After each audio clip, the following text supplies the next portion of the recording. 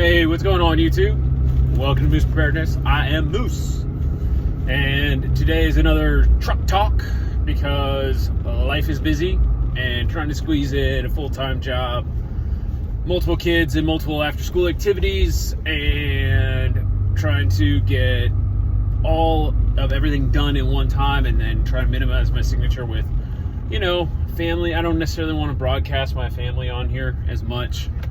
But they may be coming up in future videos. Anywho, so I wanted to talk about vehicles specifically. So I typically talk to you all in my truck, and I drive an older diesel truck, and I absolutely love it. I've probably had at least a dozen vehicles in my life. Most people have had multiple vehicles. But when I really started getting concerned with preparedness specifically, one of the things I wanted to do was make sure I got a single vehicle that was good for multiple things. And it was not just for my family, but it was solid, it was reliable. And so we settled on a diesel truck, and I think they truly are one of the best preparedness vehicles you can get out there, and I wanted to kind of go into it why.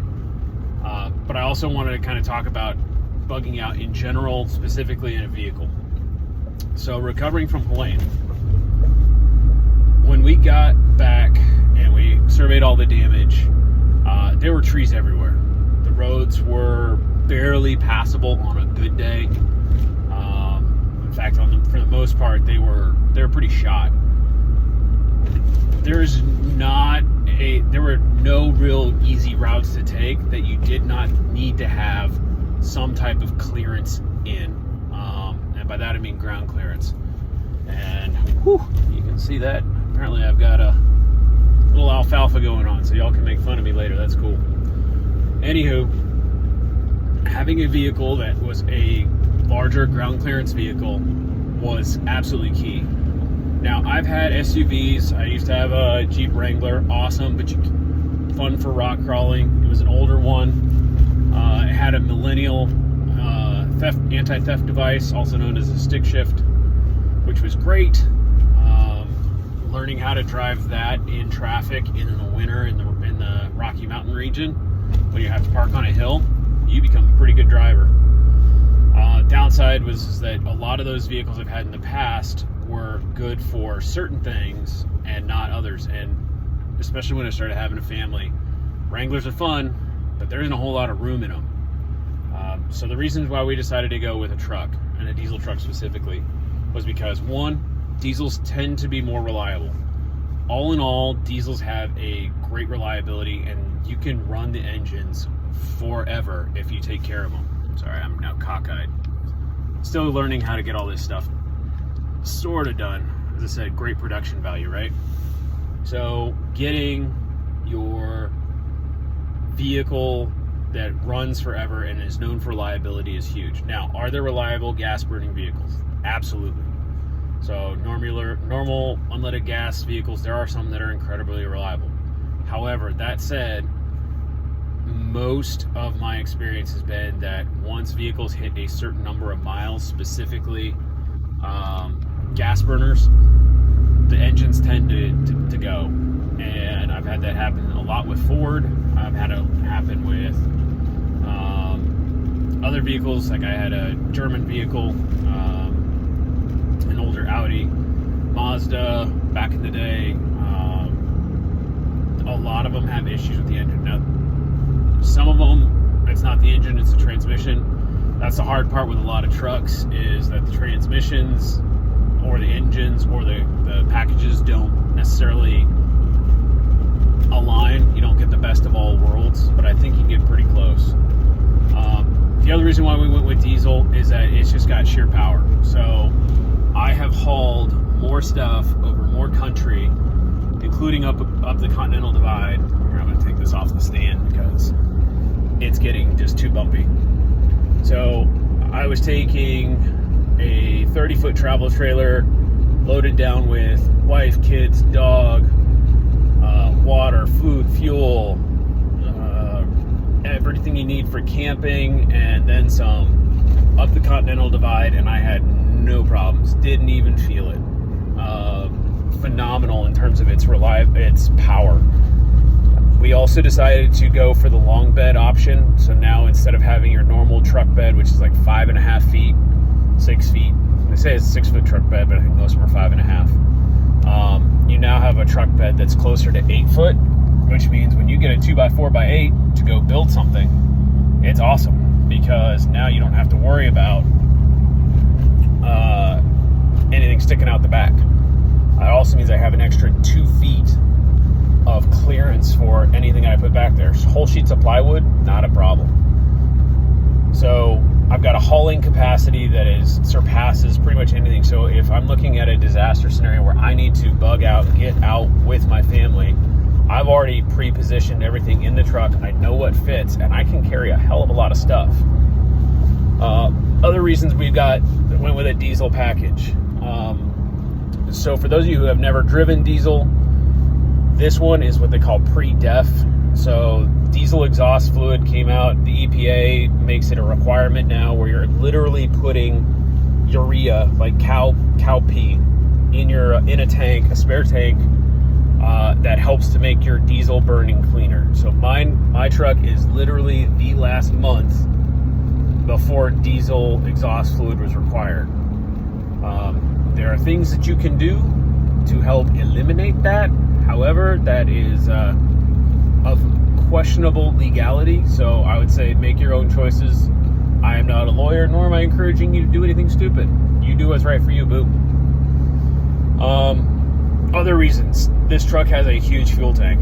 I think it's 35 gallons. And even while towing, I was getting fairly good mileage. Right now, on a full tank, I can get just shy of 500 miles, which is kind of my set mileage for if you have to bug out and you have to go more than 500 miles. That's doing about 50 miles an hour for 10 hours. That's a pretty good distance. But it also means that I have that capacity, and then again, larger fuel tank, so larger truck bed, so I can actually put multiple jerry cans in the back, and I have several that are pushed all the way to the front that I routinely rotate through, that now I can store extra fuel. So now I've got almost 1,000 miles range. You'll find some trucks, specifically diesel work trucks, that'll have 2 tanks. They have a primary and alternate. It's usually a 20-gallon alternate, which is fantastic. I do not have that option. The other reason why I like the diesel specifically, not just for the fuel, but for those of you who don't know, your gas can go bad. So specifically with ethanol gas, it does go bad quicker than diesel. They usually say about 6 months. I don't know. I've not tested the gas. I know that I had gas for the chainsaw, as well as gas for my lawnmower that were easily 6 to 8 months old, and those still worked. Whether or not they'd work in my wife's car, don't know. Couldn't tell you. So diesel, though, can store for up to a year, and you can usually put products like, I know Seafoam is really good to put in there if you're trying to get rid of some of the water, or if you're worried about water buildup from heating and cooling. But overall, diesel will store longer, and diesel has a much higher flash point. It's not nearly as flammable. If you've ever been around unleaded gasoline, it always says like, hey, no sparks, no phones, no da-da-da-da-da. Super flammable. Diesel, on the other hand, I've watched people put cigarettes out in diesel fuel, like when it's on the ground, and it doesn't catch.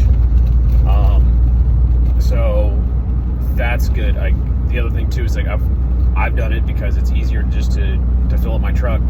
You have to shut off a gas burning engine when you're filling up your vehicle, because the sparks could legitimately catch something on fire. Do I think it will? Probably not, but possible. In diesel, you could literally run the engine while you're filling up and it's just fine. So those are some of the good aspects. Now, what are some of the bad aspects of diesel? So the first one is that they are expensive. Out the chutes, I know that they're more expensive than most vehicles, and there's a reason for that. they last longer. So you buy a quality product. So I drive a Ram, and the reason why I drive a Ram is because I've got the reason I drive a Ram is because it's got the Cummins engine in it, and that Cummins engine is fantastic. It is solid as a rock. So it's more expensive for that reason, and that's okay. Like sometimes, you know, as I said, you buy once, cry once versus buying a whole bunch of crappy material or something that's cheaper, and you kind of get what you pay for. So other bad things about diesel. So again, this truck is huge, right? Not fun to park on day-to-day basis. Not fun to drive in tight cities. So I've driven through most major cities, but I remember driving through LA with this in the highway as well as some of the streets. Makes it hard. I definitely kissed some paint on a concrete pylon on one side of my truck because I tried to make a turn. I think it was into a fast food joint somewhere along the way when we were traveling cross country with us. And the turn to go in the turn lane, it just wasn't quite big enough. Now again, that goes probably more with having an 8-foot bed than it does with the actual truck, but I mean, it's good, it's huge. Now, it's kind of a pro on the opposite side of it because now I have a truck that's also solid steel. I mean, I'm driving a 2500 model, which is ginormous, and I am pretty much bigger than most things on the road except for, you know, the 3500 models, semi-trucks, things like that. So if I get hit by a standard Kia, I'm probably not going to feel it. Just won't. But the flip side again is now that the truck is heavier, it costs more gas, requires more fuel to move it. So that brings me to my third point, which is the fuel, right? So there's a pro to it. Again, it's the fuel is readily available most places. In fact, during Helene, many times gas stations, the lines were out the door to try and get regular gas because people were trying to feed their generators or their cars. And so there's a line waiting. I went through a couple times to help fill up cans for other folks, and I decided to top off my truck. I never once had to wait for diesel.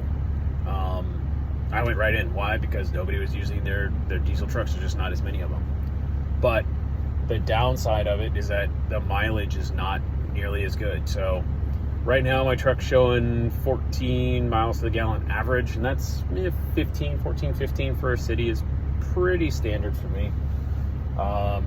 If I'm on the highway doing 55 and I'm towing and I've got it geared that way, the best I've got was up to the 20 mile mark, 20 miles per hour, or 20 miles to the gallon, which is great, but it's not something that I expect on a regular basis.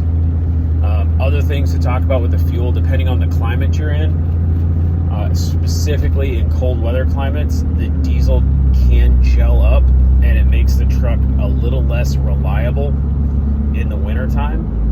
So that only has affected me one time. We were in the Midwest, living in some of those areas where it was super cold, and the fuel, we had a cold snap, and I did not put the additive to keep like the anti-gelling in because I was like, oh, it should be good. And I figured that the winter blend, a lot of places will put a winter blend of diesel fuel where it doesn't gel as bad. Thought that was in place already, so it was good to go. I wasn't. That sucked.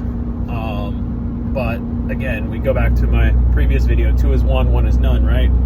So now that I understand that I have a vehicle that works really good for one way, awesome. Well, I now have another option where, hey, I may not get to take my primary Bugout vehicle, but now I've got a secondary that works. So that just kind of talks about what we're in. And I think the overarching thing, too, that I wanted to hit on was all these vehicles are great. You can make any vehicle work. Some are better than others. But really look at your maintenance. Not a sexy topic. Nobody likes to go there and spend money to do the oil changes, make sure that the belts are good, check your brakes, your tires. it sucks, right? You just want to hop in the car, turn the key, and the car works. But if you don't maintain it, just like anything, when you need it most, it's going to fail. We had a friend of ours who, God bless her, she was like, oh, I'll keep getting this nagging thing fixed. She had a low tire in one of her vehicles, or her only vehicle. And during the lane, she came over to cook food because, again, she didn't have stuff to cook with. A whole different topic, but she had to, I took one look at her tire as she was leaving. I was like, that tire's really low. And so she didn't have a tire pressure gauge, which I encourage you to have in your car. We checked it, and it was like at 15 psi. Normally it's supposed to be about 35, 40, according to her make and model.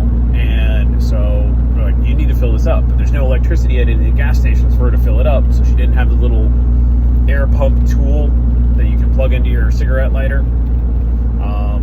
So we had to fill up her car for it. And then a couple days later, she decided, well, I'm going to leave because I've got work to do.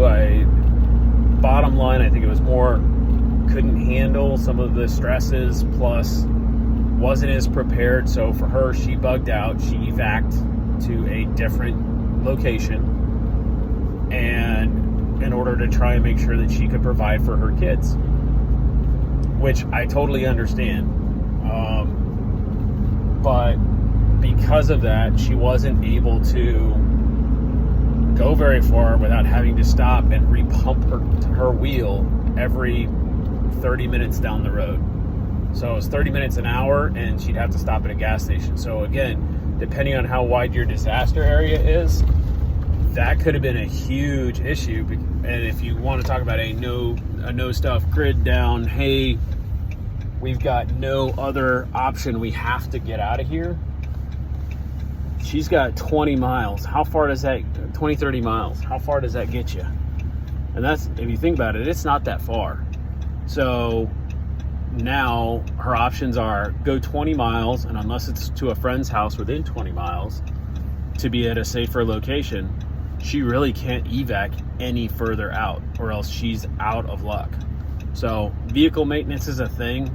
I know that winter's kind of hitting some of the northern climes pretty hard, but if it hasn't hit your area yet, really do the maintenance now during fall to make sure your vehicle is up to snuff for winter, because the last thing you want to do is, oh crap, there's a blizzard, there's a name your disaster, and you can't get out, or you have an opportunity to get out, but you can't now because your vehicle can't make it. I mean, and that could be as simple as I said, making sure I have anti-gel stuff inside my fuel. That was something that was a boneheaded move, but I learned. So, anywho, kind of my thoughts for the day. Hopefully you all have a great day. Please be safe out there. And yeah, out here.